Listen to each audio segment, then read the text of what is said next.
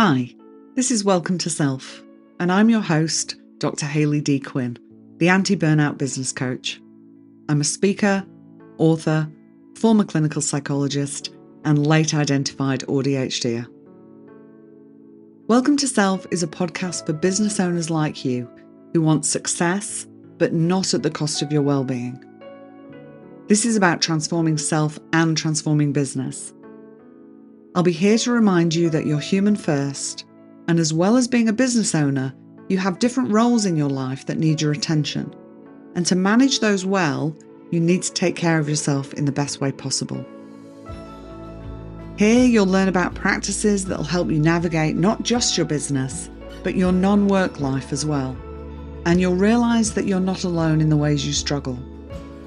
You'll have your curiosity piqued on various topics as I chat with wonderful guests and bring you solo bite-sized episodes. I'm here for service-based business owners and entrepreneurs like you to help you increase your self-care and compassion, change your relationship with yourself and your business, and elevate your business to a new level so you can live the full and meaningful life you desire. This is a place of nourishment, growth, and helpful information. A place where you can learn ways to assist you and your business to thrive. We'll talk all things mindset, strategy, and well-being, and I'm so excited you're here. If you haven't already, go and hit subscribe so you don't miss an episode. So let's get started. Hi, and welcome back to another episode, the final episode of Season 9. So this time, it's just going to be a short one, just to wrap up what we've done for the season, and we'll be back mid-January for Season 10. I firstly want to thank my guests for this season. This one has really been focusing on people's burnout stories and why burnout prevention is so important and why I'm so passionate about it. So I really want to say thank you to Shannon A. Swales, Marion Grasby, Kim Elizabeth James, and Cherie Clonan for their openness, their willingness to share vulnerable parts of their story so that you, the listener, can hopefully recognize some of the things that we sometimes miss in regards to heading towards burnout.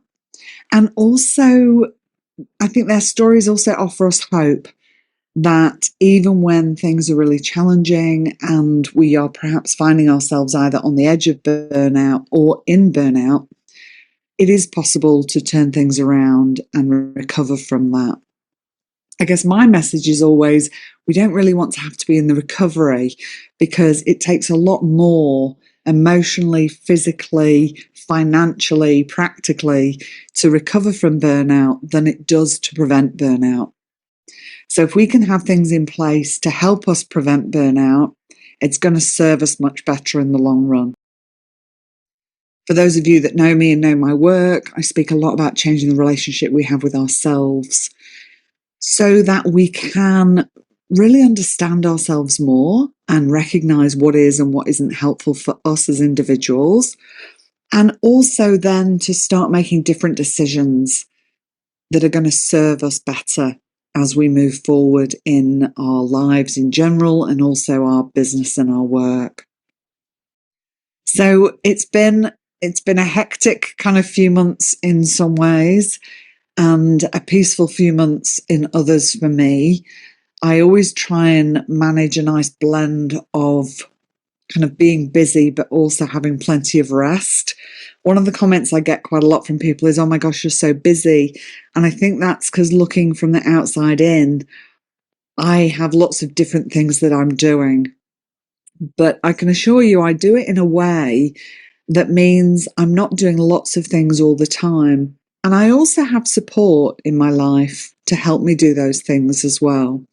And I think it's really important that we recognize that when we're looking at other people's lives, we don't always understand what's going on in the background, what resources people have, what capacity people have, what support and help people have as well. So trying not to compare yourself to other people just by what you're seeing online is really important as well. For me, the book has become available for pre-orders, which is really, really exciting. And I'll put notes in the show notes of where you can get your pre-order. And also the book will be out for publication in February. So if you pre-order now, your books will be sent out early in the new year.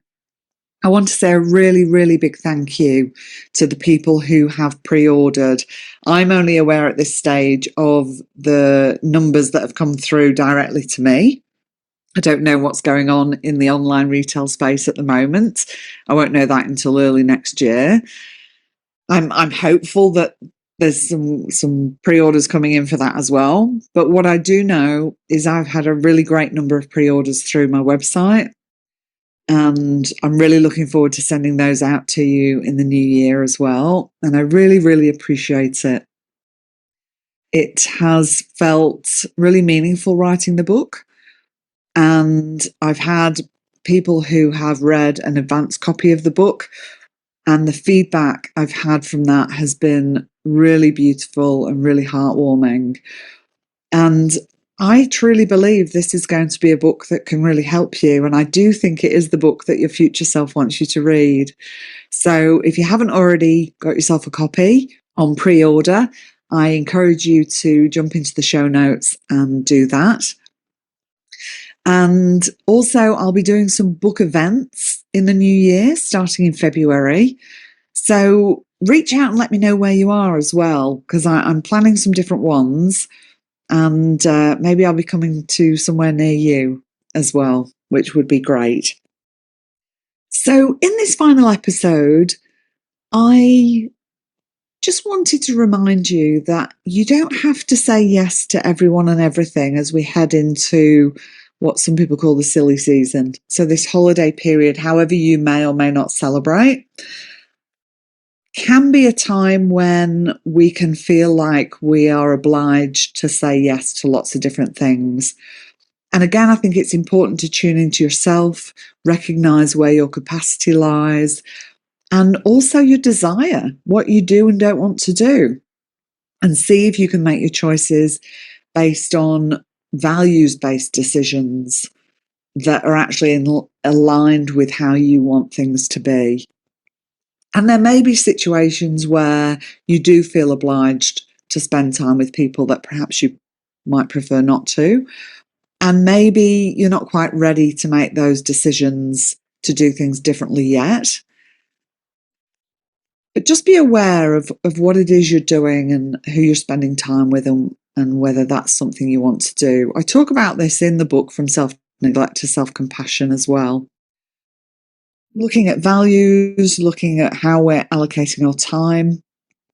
And I think these are really important things. We don't often stop to reflect on these.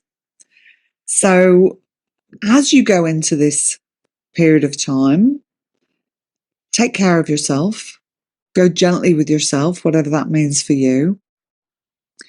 And even if you're not ready to make different decisions, just pay attention to the decisions you are making so that maybe you can reflect back later to see if you want to do things differently moving forward. I think the other thing is that there's a lot of information at the moment about, making sure everything's set up and, don't go easy to the end of the year. We need to keep pushing through. That might work for you. And if it does, that's great. But also you might be somebody that needs to slow down towards the end of the year so that you can recharge and actually save that energy for the momentum you want in the new year. I personally will be taking a break. I'll be stopping work on the 19th of December, and I'll be back in my office, even though I don't technically have an office. I work from wherever I want, back on the 12th of January. And I always remind myself, what doesn't get done will either be done later, or you might realise that it actually doesn't matter and it's not important for it to be done at all. So again, we can get caught up in being busy, and not really be that intentional about why is it I'm doing some of these things. Or perhaps we think we need to be doing them because somebody else thinks that's a good idea for us. So you might want to have a bit of a review of what you've got on your plate. Can you put some of that stuff aside? Can you get some of it finished before the end of the year? Is it going to feel good to get it finished before the end of the year? I know I've got some tasks that I absolutely want to get out of the way before I finish for the year. I want them out of my head. I want them off my computer. There's others that I have already reallocated to January. I don't want to worry if I'm going to get them done this year. I don't want to think about them. So I've already moved them. And there's some things that I've actually deleted and said, you know what? I don't actually want to do that anymore, or I don't need to do that anymore. And then there's the things that you might want to delegate to somebody else. Particularly if you're somebody who at this time of year, whether it's in your business or in your personal life, if you're somebody that kind of takes the lion's share of responsibility for everything, you might want to have a bit of a look at that and see if A, these things are actually your responsibility.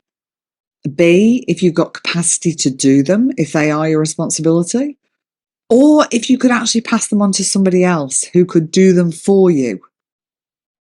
And I know that can be a tricky one for some people. You kind of like to hold control and think, no, I have to do it. I'm the only one that can do it properly. What I've discovered is if you actually are willing to let go of that and you can give good instruction to somebody else and trust that you've chosen them because of who they are and what they're capable of, it can work out really well. It can work out better than if you had done it yourself.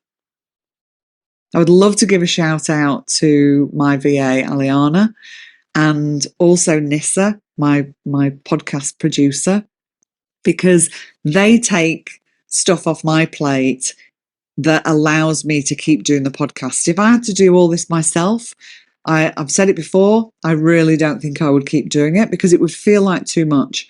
So I get to do the bit I enjoy, and then I pass it on to people who've got better skills than me in those areas. And that works really well. So perhaps have a think about, are there areas of your life, whether it's business or home life, where you could actually delegate some things to somebody else? In the recent times, our family has had a very unexpected bereavement. And the reason I wanted to mention that is because these things happen. This, unfortunately, is a part of life. It can be unpredictable and distressing. And when we run our own businesses, we can't necessarily just put everything on hold when life happens. And we need to find ways of navigating through these things. And this has been another time for me where I am so grateful for the compassionate relationship I have with myself. I'm so grateful for the work I've done to help me understand who I am and how I best operate, and what I need and what I find helpful and what I find not so helpful. Because it allowed me to make choices about what I wanted to still engage in, what I wanted to step back from, and how I could navigate taking care of the people I love, supporting my husband and his family, and also navigating things with my clients and the other work projects that I've got on at the moment. So remember, life happens to us. None of us are immune from the unpredictability and the difficult things that can arise in our lives.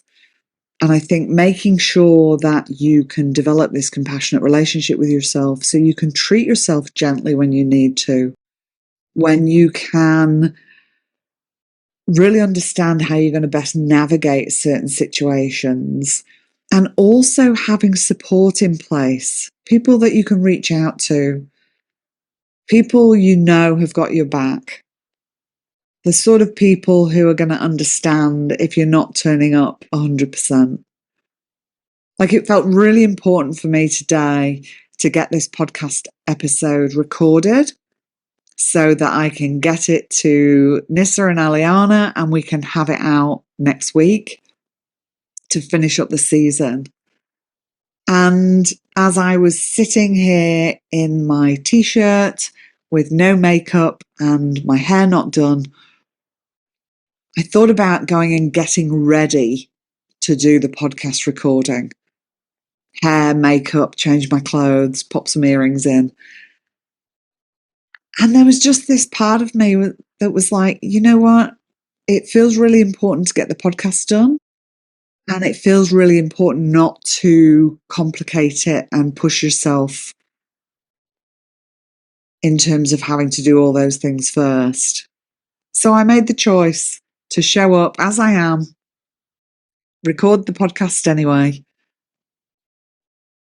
Because at the end of the day, what comes out of my mouth doesn't change if I put makeup on and do my hair. I am somebody who likes to put makeup on and do my hair.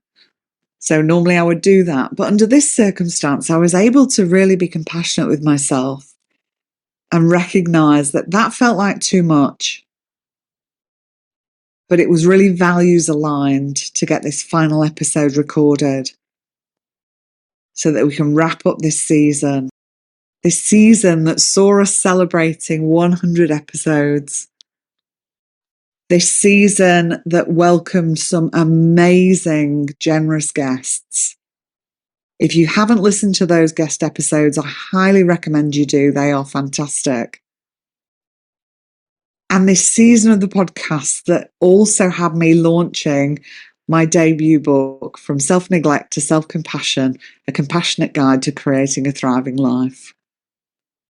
Whilst there has been deep sadness at this time, there has also been a lot of joy and many things to celebrate. I wish you and your loved ones a beautiful end to 2025 and a wonderful 2026. Be present to your life. Let the people you love know that you love them. And if you're a hugger, hug the people you love, including yourself. It's been an absolute pleasure to bring you another season. I look forward to bringing you season 10. We will be back mid-January with more great episodes.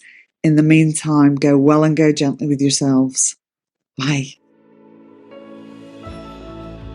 Thanks for sharing this time with me today. I hope it's been helpful and supportive. If there's been something in this episode that you have found helpful, I encourage you to share it with your business besties so they can benefit too. Shares, ratings and reviews really help to increase awareness and reach of the podcast, meaning more people can benefit from the information. I really appreciate you taking the time. If you'd like to know about the ways we can work together, check out my website at drhayleydquinn.com. I'll pop the link in the show notes, and you can also join my mailing list from there and be kept up to date with all that is happening. I do need to say, because legal stuff, this podcast is solely for the purpose of education and entertainment. This podcast is not intended as a substitute for individual advice or advice of health professionals or other qualified professionals. Okay, now we've got that formal stuff out of the way. I love hearing from listeners, so don't be shy. Reach out and let me know your thoughts on the episode or what else you'd like to hear about. I wish you well in your relationship with yourself and your business, and may you go well and go gently. And remember, if you thrive, your business will too.